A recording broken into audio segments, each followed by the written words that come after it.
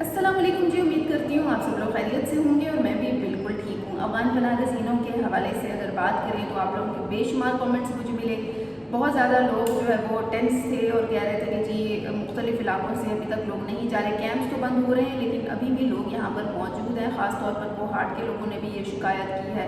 दीगर इलाकों के लोगों ने भी ये शिकायत की है कि फ़िलहाल अफगान मुहाजिरीन यहीं पर मौजूद है। गुज़िश्ता ब्लॉग में मैंने आपको बताया कि आज़ाद कश्मीर से भी क्रैक डाउन हो रहा है, हो चुका है। 18 नवंबर की डेडलाइन इन्हें दी गई है। जबकि दीगर सूबों की बात करें तो कोयटा में भी क्रैकडाउन जारी है और इसके साथ साथ अगर सिंध की बात करें तो आपको पता है कराची में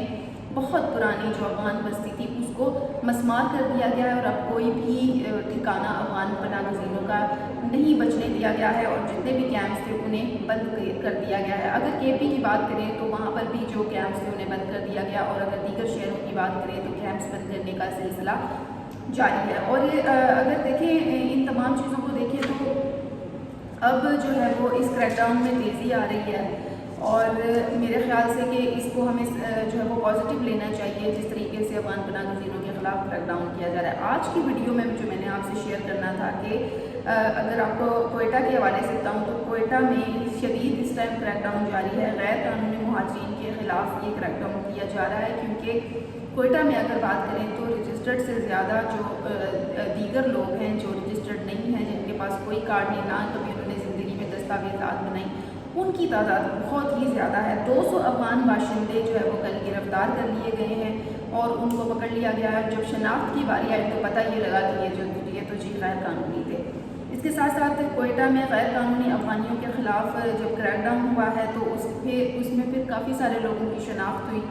और पुलिस ने जो है वो बर्बक कार्रवाई करते हुए तकरीबन 200 से ज़ायद लोगों को गिरफ़्तार कर लिया गया है। और ये भी फैसला किया गया है, पुलिस और ज़िला इंतज़ामिया ने फैसला किया है कि गिरफ़्तार अफराद को चमन रवाना कर दिया जाएगा, यानी चमन बॉर्डर से फिर उन्हें आगे बॉर्डर पार कराया जाएगा। और अब तक चमन के रास्ते 1,75,000 से ज़ायद अफराद अफ़गानिस्तान चले गए हैं। ये सिर्फ चमन की जो सूरत हाल है वो ये है। अब ये कि ये एक अच्छा इक़दाम है। और कोयटा के हवाले से अगर मैं बताऊं तो इससे पहले भी लोग गिरफ़्तार हुए हैं गैर कानूनी तौर पर। अब अगर आप कोयटा का पूरा जायज़ा लें तो आपको ये मालूम होगा कि कोयटा में गैर कानूनी जो अफगान पनाह गज़ीन है वो काफ़ी ज़्यादा तादाद में पाए जाते हैं और उनकी नो डाउट इतनी ज़्यादा तादाद है कि अब अगर पुलिस की बात करें तो उनको मुसलसल मुतहरिक रहने का कहा गया है। उन्हें कहा है कि जी आप लोग इसमें ज़रा भी रियायत ना बरतें, इनकी गिरफ्तारियों में तेज़ी लाएँ ताकि कोई भी अफगान पनाह गज़ीन बाकी ना रहे। अब जिस तरीके से कैंप्स बंद हो रहे हैं, क्रैकडाउन हो रहे हैं, इस तरीके से तो अंदाज़ा लगाया जा सकता है कि किस तरह से अफगान पनाह गज़ीनों की जो तादाद है वो अब यहाँ से रवाना कर दी जाएगी। अनकरीब कोई भी अफगानी जो है वो यहाँ पर नहीं बचेगा। इसके साथ साथ मैंने आपसे एक और ख़बर भी जो है वो शेयर करनी थी, वो ये थी कि अफगान तालिबान जो हैं वो उनके जानिब से इंकशाफ हुआ है और यूरोप में पनाह के लिए धमकी आमेज़ जो खतूत हैं अब उनको फ़रोख्त किया जा रहा है अफगानियों की जानिब से। ये इंकशाफात बरतानवी अखबार टेलीग्राफ ने किए हैं और उनकी जानिब से कहा गया है कि मुबैना तौर पर यूरोप में पनाह लेने के लिए धमकी आमेज़ जो खतूत हैं उनको फ़रोख्त कर रहे हैं। और टेलीग्राफ ने जो ये तहकीक की है इसमें मज़ीद ये भी बताया कि तालिबान मुबैना तौर पर यूरोप में पनाह हासिल करने के मकसद से अफगान शहरियों को मौत की धमकियों पर मबनी जाली खतूत फ़रोख्त कर रहे हैं। और इसके साथ साथ उन्होंने कहा है कि ये खतूत आम तौर पर 40 पाउंड में दस्तियाब हैं, जबकि प्रीमियम खतूत जिन पर तालिबान मुहिम होती है वो 200 पाउंड में फ़रोख्त किए जा रहे हैं। अब अगर मज़ीद रिपोर्ट्स की बात करें तो बताया गया है कि बाज़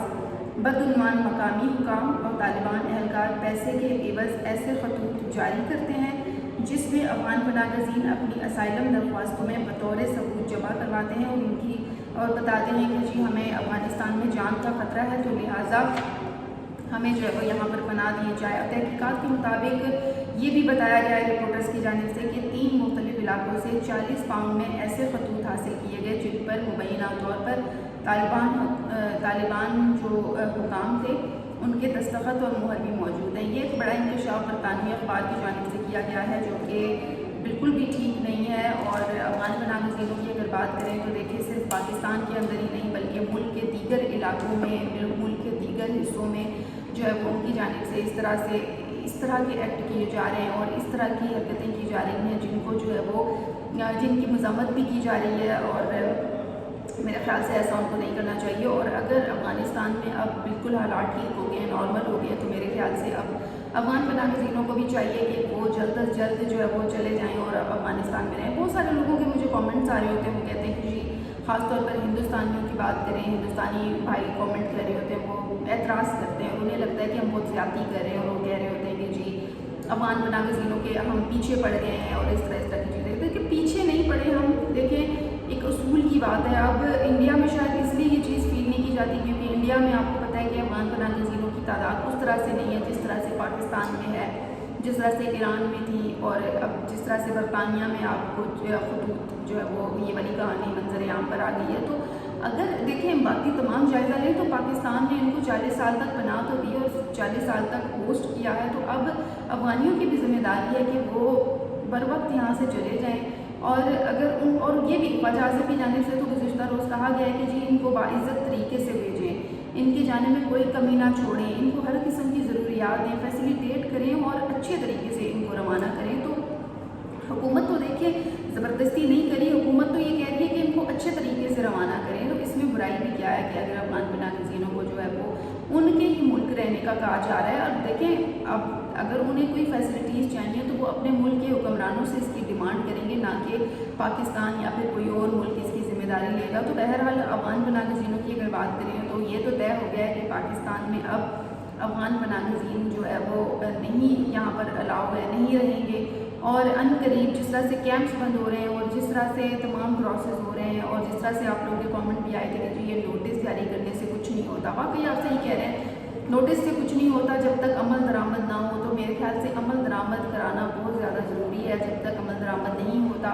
تب تک ان نوٹسز کا فائدہ تو نہیں ہے۔ لیکن بہرحال اگر آپ پہلے کے مقابلے میں دیکھیں تو اب جو ہے وہ افغان پناہ گزین کافی زیادہ جو ہے وہ اب جانے لگ گئے ہیں، کافی پہلے بھی گئے ہیں، اور کل بھی مجھے یہ بات پتہ چلی کہ پنڈی میں جو ہے وہ کافی زیادہ افغان پناہ گزینوں کی تعداد ہے، پنڈی میں ہے، اسلام آباد میں ہے، پھر چلیں کے پی بلوچستان سے، کے پی میں تو بہت ہی زیادہ ہے نا، بلوچستان میں بھی بہت زیادہ ہے، لیکن پنڈی اسلام آباد جو کہ دیکھیں کیپٹل سٹی ہے، اسلام آباد پاکستان کا کیپٹل ہے، اگر ادھر اتنے زیادہ افغانی پائے جاتے ہیں تو گورنمنٹ کے لیے یہ ایک بہت بڑا ٹاسک ہے، اور جس دن گورنمنٹ اس سے چھٹکارا حاصل کر لے گی تو میرے خیال سے یہ بہت بڑی اچیومنٹ ہوگی گورنمنٹ کی۔ تو افغان پناہ گزینوں سے جو ہے وہ جلد از جلد ہم دعا کرتے ہیں کہ جی جلد از جلد انخلا ان کا ممکن ہو جائے،